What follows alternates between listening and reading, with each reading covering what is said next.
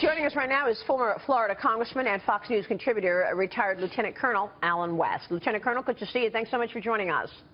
Good morning. Thanks for having me, What do Maria. you think about this whole narrative? Your thoughts on the president's comments toward Russia on cybersecurity and Russia getting involved in the U.S. election? Well, first of all, I think it's very interesting that you have the Democrats creating this straw man of Russia.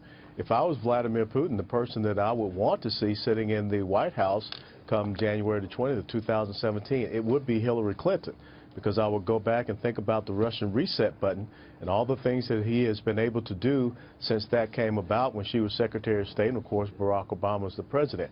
We have seen an incredible expansion of Russian power in the Middle East and their presence there. We have seen an incredible expansion of Russia towards, of course, taking over Crimea and Ukraine. But one thing that you have to understand, Vladimir Putin, Xi Jinping, Hassan Rouhani, they're strong men.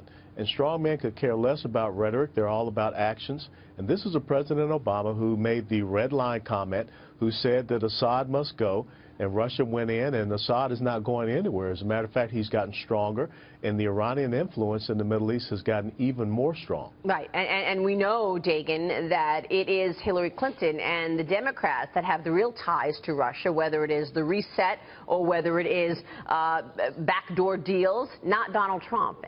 Right, and ceding power to Russia in every way, shape, and form, was starting with Syria, for example, and not standing up to Russia. And I just think that the entire display that we saw over the weekend of how the United States and the president were treated, whether it was in China, he has to get off the plane, out of the belly of the plane because the Chinese couldn't bother to wheel the stairs up to the plane, the confrontation on the tarmac, what was said in the Philippines. It is a long list, and it really shows you where America stands on the world stage now, that these nations, our greatest potential enemies, treat us with total disdain. But, Congressman, do you think that, Donald Trump has said some things about Russia that have concerned some people. He's talked a little bit about, he seems to have wavered slightly on whether or not the United States would support a NATO ally, such as one of the countries in the Baltics, if it were invaded by Russia. He's said some things about Vladimir Putin that sounded actually much more favorable than I think most people would suggest. I mean, I take your point about Hillary Clinton's record as Secretary of State, where she tried to reset relations with Russia and it wasn't successful. But surely Donald Trump has said and done some things that actually do make you surely raise some eyebrows about what kind of a president he would be with regard to Russia and our relations with that country. Well, there's no doubt that Donald Trump has had some misstatements, of course, when it comes to relationships with NATO and also some of the things he said with Russia. And that's why you see the narrative coming from the Democrat Party trying to tie him to Russia, trying to talk about Russia influencing the elections, because he gave the Democrat Party, Hillary Clinton, a gap by which they can exploit. But I think with the new campaign manager, Kellyanne Conway, he will be a lot more savvy and a lot more careful of the statements that he's making. And again, you have to surround yourself with the right type of advisors to make sure that you are honing yourself as far as foreign policy.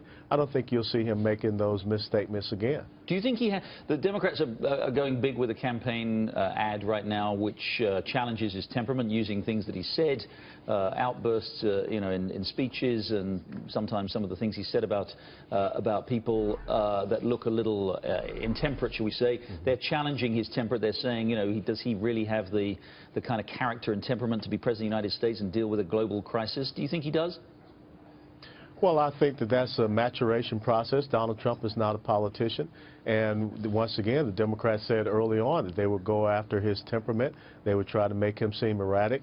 But let's be very honest. Look at what has happened in the past 7.5 years with President Obama in the White House and Hillary Clinton, who is a part of that. Dagan just talked about the disregard and disrespect.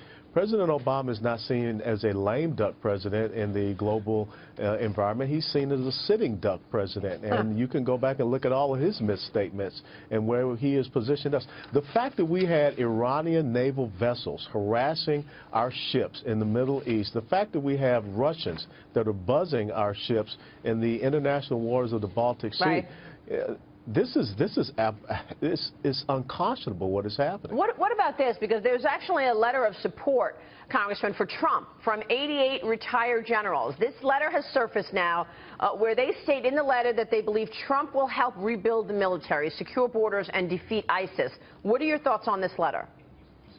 Well, this is going back to the Reagan mantra of peace through strength.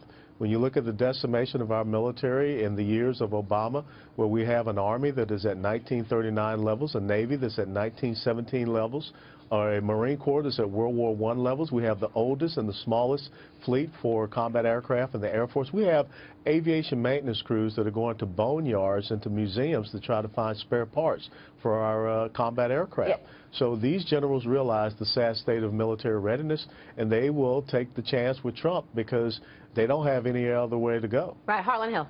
Congressman West, Harlan Hill here.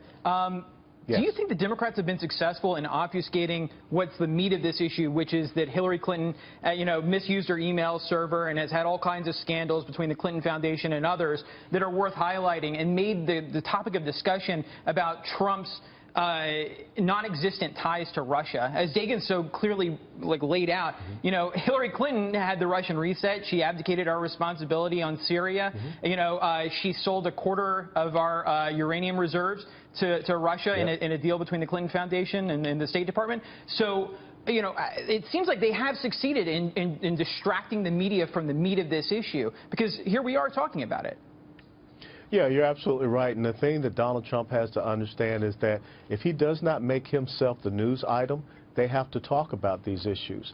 And the American people, I'm out here on the street in Dallas, they understand what's going on with Hillary Clinton. They understand the Kansas City shuffle. You look left, they go right, and they're trying to create this straw man, like I said earlier, with Russia and other things. But there are some serious flaws with Hillary Clinton, with her ties, the fact she had a private email server.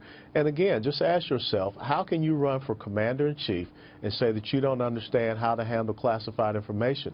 When any soldier, sailor, airman, Marine would lose their clearance, they would probably be dishonorably discharged, and they'd be heading to Fort Leavenworth. Well, we'll be watching that. Lieutenant Colonel, good to see you. Thanks so much, sir. Pleasure. We'll Thank talk you. with you soon.